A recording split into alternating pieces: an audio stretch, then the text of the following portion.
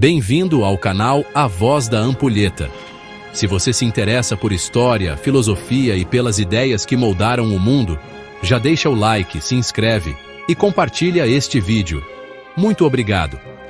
As contradições internas do Império Romano antes da queda, como a corrupção interna, a desigualdade, a militarização excessiva e a dependência de escravos, já minavam o sistema muito antes das invasões bárbaras, o que levou à sua queda.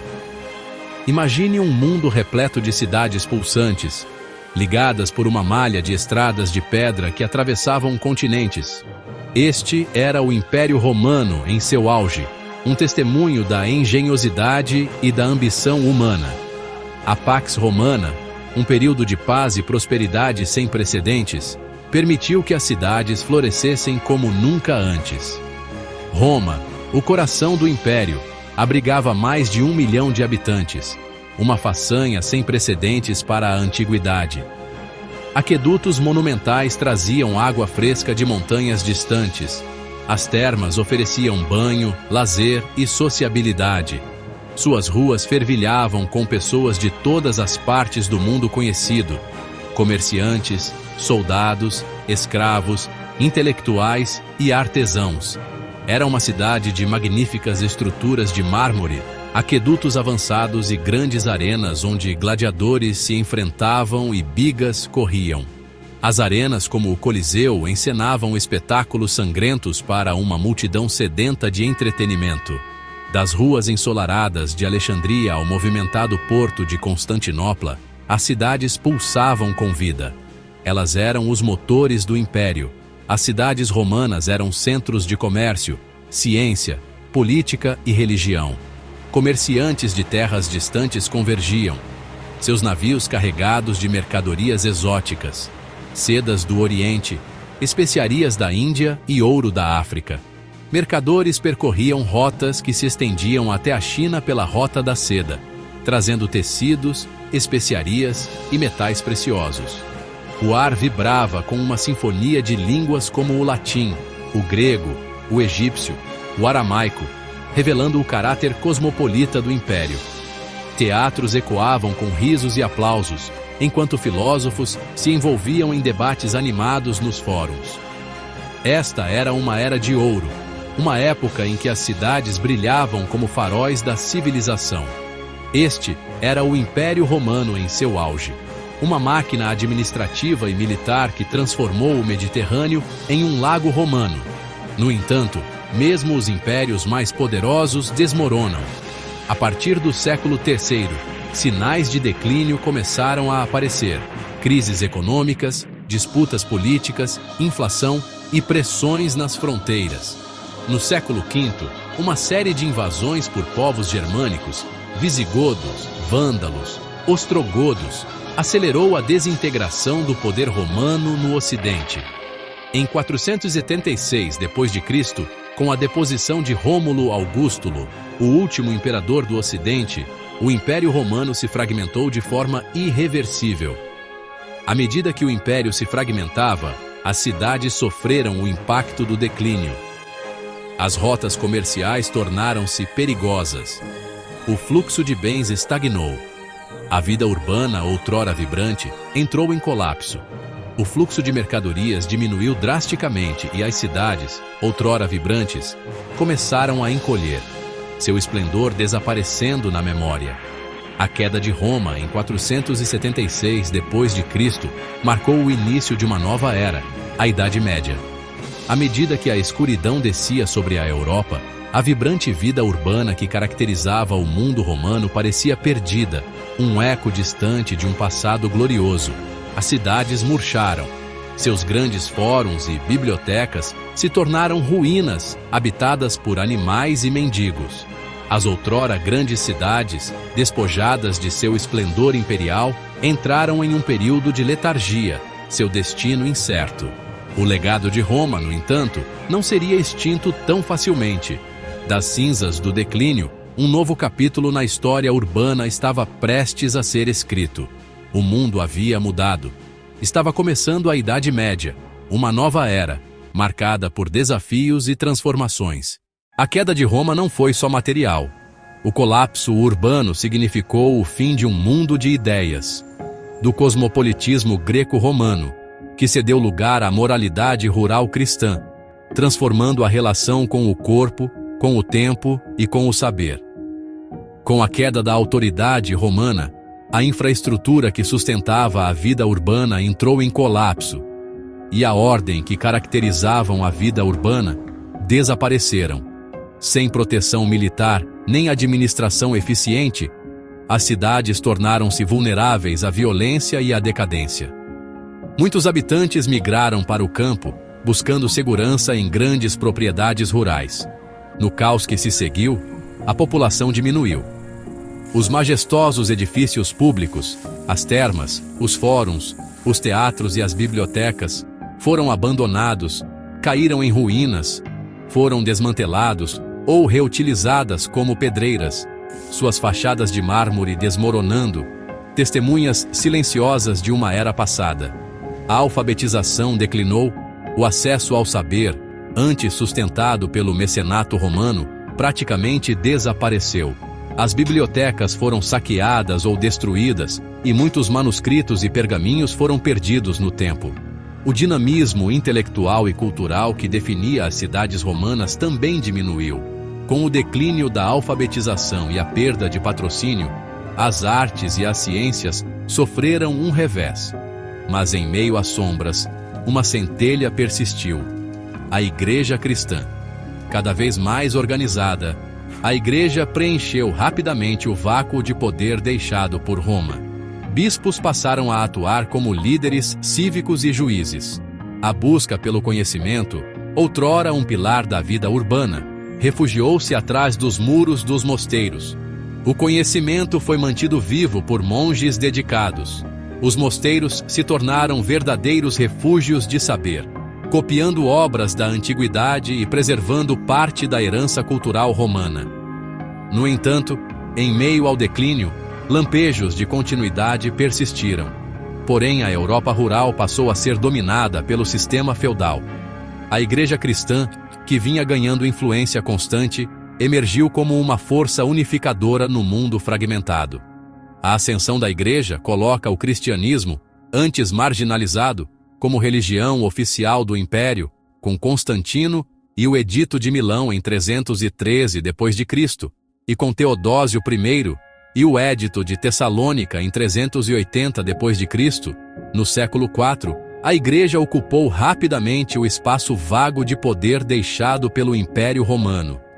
Agora, todas as outras religiões foram consideradas heréticas ou ilegítimas, incluindo o paganismo romano tradicional e outras formas de cristianismo, como o arianismo. Agora eram os bispos, que forneciam orientação espiritual.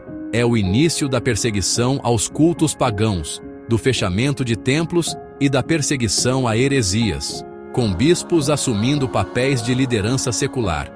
A terra era a principal riqueza, e sua posse determinava o poder. Os camponeses, chamados servos, viviam em condições precárias, submetidos à autoridade dos senhores feudais. Presos à terra, trabalhavam para seus senhores feudais, fornecendo mão de obra agrícola em troca de proteção. Uma nova aparência de ordem surgia em um mundo aparentemente à deriva. Enquanto as cidades se contraíam em tamanho e influência, a vida no campo passava por uma transformação. O sistema feudal, com suas propriedades autossuficientes, tornou-se a forma dominante de organização econômica e social. Nesse contexto, as cidades tornaram-se pequenas e isoladas, frequentemente muradas e com pouca atividade econômica. Mas mesmo assim, a vida urbana não desapareceu por completo. Ela apenas adormeceu, à espera de novos ventos de mudança. As cidades, não mais os pontos focais de poder e comércio, pareciam relegadas à periferia dessa nova ordem agrária. A pulsação urbana, embora fraca, não havia cessado completamente. Com o passar dos séculos, o gigante adormecido da vida urbana começou a despertar. A partir do século VIII, uma lenta transformação começou a despontar.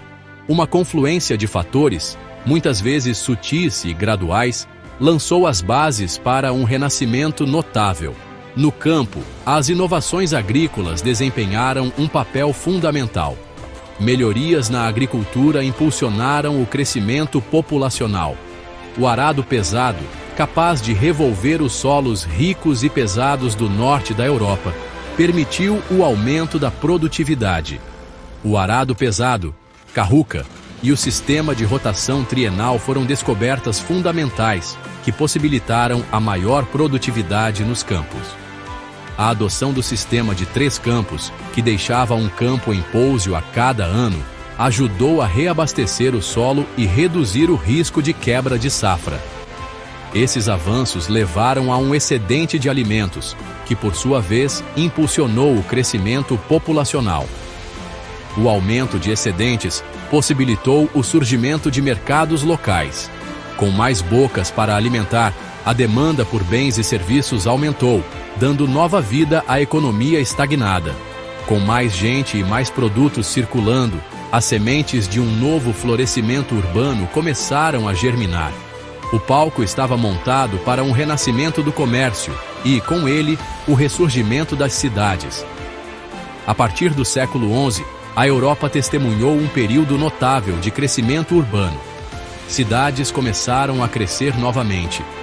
Vilas e cidades, outrora sombras do que foram, voltaram à vida, alimentadas por um espírito renovado de comércio e inovação. Feiras se tornaram pontos de encontro entre produtores rurais, artesãos e mercadores. As vilas foram ganhando autonomia, e algumas obtiveram cartas de franquia que lhes garantiam isenções fiscais e liberdades políticas. Era o renascimento do comércio estimulado pelos avanços tecnológicos. Técnicas aprimoradas de construção naval, como o uso do leme de popa e a adoção da vela latina, permitiram maior manobrabilidade e capacitaram os navios a navegar contra o vento.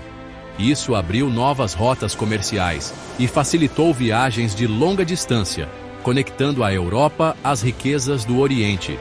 Houve uma redescoberta do comércio internacional, o que acelerou esse renascimento urbano comercial. À medida que o comércio florescia, também aumentava a demanda por artesãos e trabalhadores qualificados. As pessoas migravam para as cidades, atraídas pela promessa de oportunidades econômicas e uma vida melhor. A paisagem urbana foi transformada à medida que novas casas, oficinas e mercados eram construídos para acomodar a população crescente. Uma nova era, marcada pelo dinamismo da vida urbana, estava amanhecendo sobre a Europa. O ressurgimento da vida urbana no final da Idade Média estava, sem dúvida, intimamente ligado ao reaparecimento do comércio. Com o Mediterrâneo mais uma vez navegável, rotas comerciais começaram a se expandir do Oriente ao Ocidente. Em toda a Europa, surgiu uma vasta rede de rotas comerciais, conectando regiões distantes e facilitando a troca de bens e ideias. Veneza liderava esse renascimento. Sua localização estratégica a tornava o elo entre a Europa cristã, o Império Bizantino e o mundo islâmico. A cidade acumulou riqueza com a importação de especiarias, seda, açúcar e porcelana da Ásia e do norte da África. Dos movimentados portos do Mediterrâneo às feiras de champanhe, uma vibrante tapeçaria de comércio se desenrolou. Veneza, estrategicamente posicionada na cabeceira do Mar Adriático, emergiu como uma potência marítima.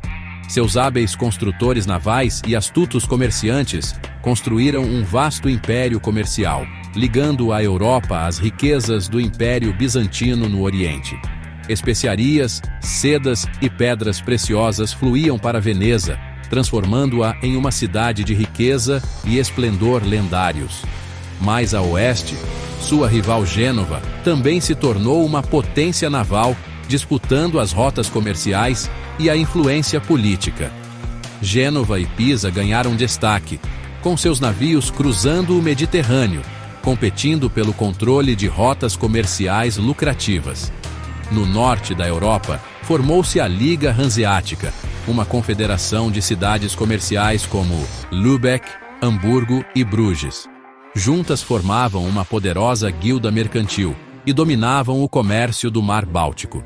De sua base em Lübeck, Eles estabeleceram uma rede de postos comerciais e garantiram passagem segura para seus mercadores, garantindo o fluxo de madeira, peles e peixes da região do Báltico para o resto da Europa.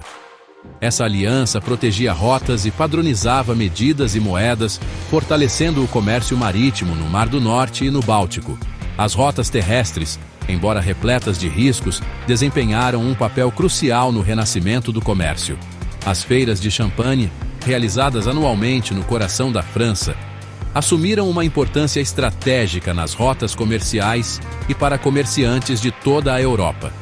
Ali, em meio a uma cacofonia de línguas e ao barulho de cascos, se negociavam lã inglesa, tecidos flamengos, vinhos franceses e metais do leste europeu. Essas feiras não apenas facilitaram a troca de mercadorias, mas também serviram como centros para a disseminação de ideias, notícias e tendências culturais. Esses encontros eram mais do que econômicos. Eram culturais, promovendo a troca de ideias, estilos e informações. O pulsar do comércio trouxe de volta a energia à vida urbana. À medida que o comércio florescia, as cidades se transformavam em vibrantes centros de atividade econômica e social. Ferreiros, curtidores, tecelões e sapateiros transformaram as cidades em centros produtivos. O clangor de martelos batendo em metal ecoava das oficinas dos ferreiros, enquanto o aroma pungente de couro enchia o ar ao redor dos curtumes. O ruído rítmico dos teares podia ser ouvido nas oficinas dos tecelões, seus têxteis coloridos destinados a mercados próximos e distantes. As próprias ruas vibravam com uma sinfonia de sons. O grito dos vendedores ambulantes, o estrondo de carroças de madeira e o riso de crianças brincando. Os mercados, o próprio coração da vida urbana, pulsavam com energia. Com esse crescimento, surgiram também os primeiros bancos, com suas letras de câmbio, documentos utilizados para transferir dinheiro de um lugar para outro, sem precisar transportar moedas fisicamente. Funcionavam como uma espécie de cheque ou ordem de pagamento, e a contabilidade por partida dobrada, instrumentos que dariam origem ao capitalismo comercial. Barracas transbordavam com uma deslumbrante variedade de mercadorias, produtos frescos do campo, especiarias de terras distantes, tecidos finos da Itália e peles do norte. Aqui, em meio à multidão de compradores, negócios eram fechados, notícias eram trocadas e fortunas eram feitas e perdidas. Guildas de ofício passaram a organizar os trabalhadores urbanos, regulando preços, formação e qualidade. O ar era denso com os cheiros de pão fresco, carnes assadas e especiarias exóticas. Uma experiência sensorial que aguçava o paladar e revigorava a alma. À medida que as cidades cresciam em tamanho e riqueza, elas começaram a investir em infraestrutura e obras públicas. Muros de pedra resistentes foram construídos para proteger contra ataques, enquanto ruas pavimentadas e sistemas de drenagem melhoraram o saneamento e facilitaram a circulação de pessoas e mercadorias. Novas pontes atravessavam rios, conectando distritos outrora isolados e promovendo o comércio e a comunicação. A construção de grandes catedrais, como Notre-Dame de Paris e a Catedral de Chartres, tornaram-se símbolos do poder urbano, expressando fé, riqueza e orgulho cívico. Um testemunho tanto da piedade quanto da prosperidade desses crescentes centros urbanos transformou os horizontes das cidades medievais. Essas estruturas imponentes, adornadas com esculturas intrincadas e vitrais que banhavam seus interiores em um caleidoscópio de cores, representavam faróis de fé. O renascimento da vida urbana medieval não foi apenas um fenômeno econômico. Ele representou também o florescimento de uma rica vida cultural, intelectual e um renovado senso de comunidade, cujos efeitos reverberariam por séculos. Com o crescimento das cidades, surgiu a demanda por educação e por uma força de trabalho mais qualificada.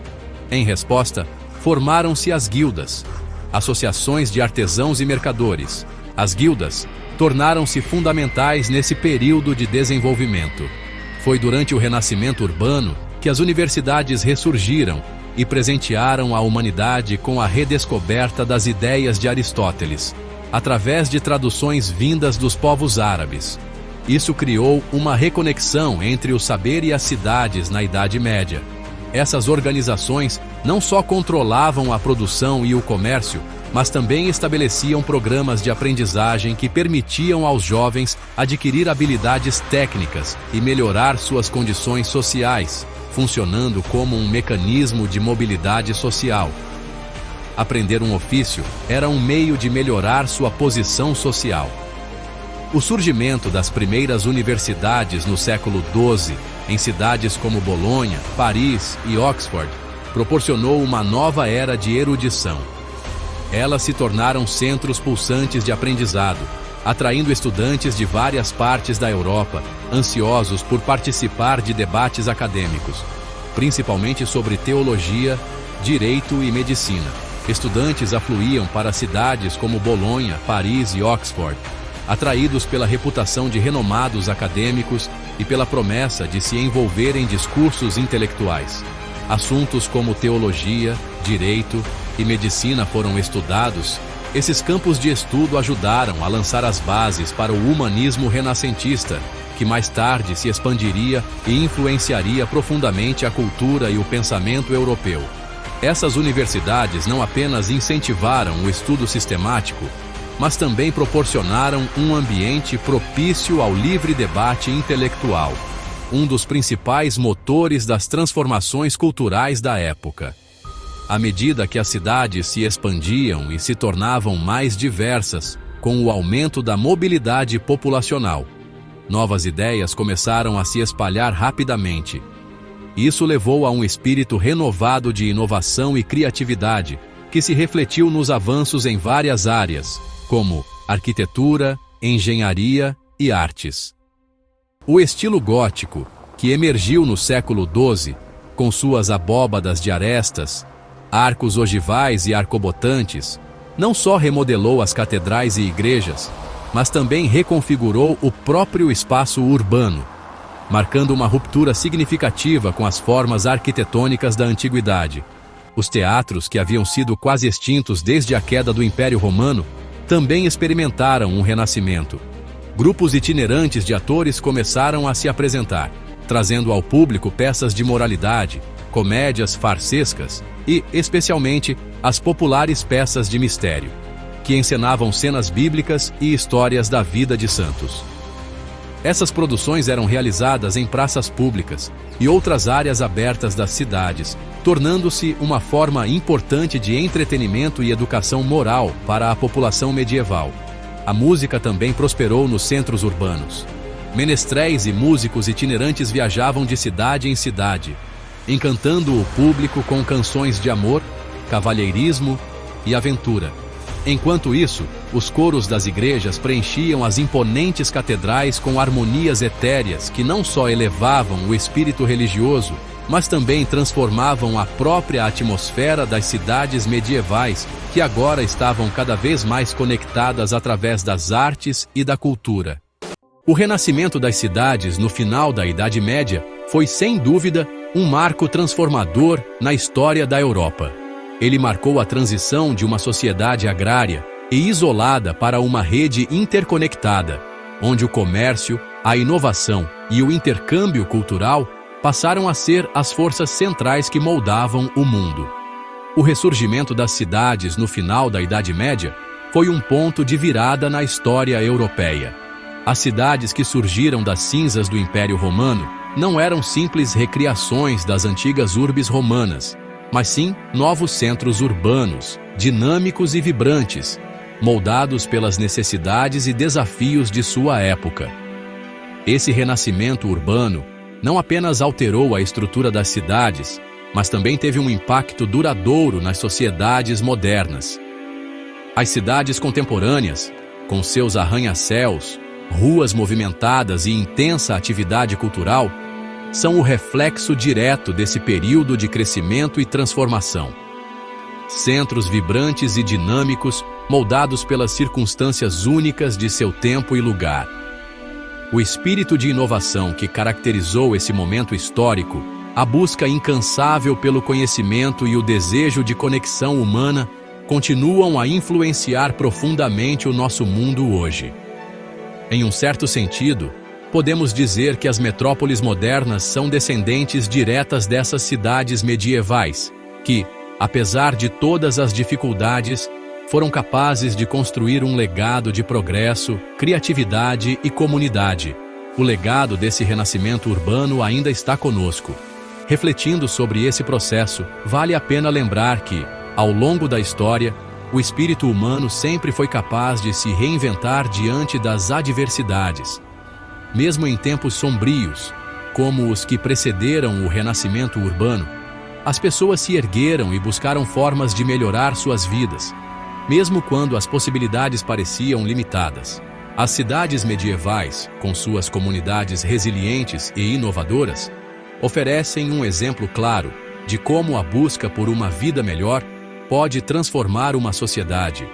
O poder duradouro da engenhosidade humana e do fascínio atemporal das cidades soam ainda hoje como o ponto alto de progresso, criatividade e comunidade. Ao navegarmos pelos desafios do século XXI, vale a pena refletir sobre as lições do passado. O legado desse período histórico está vivo nas cidades de hoje.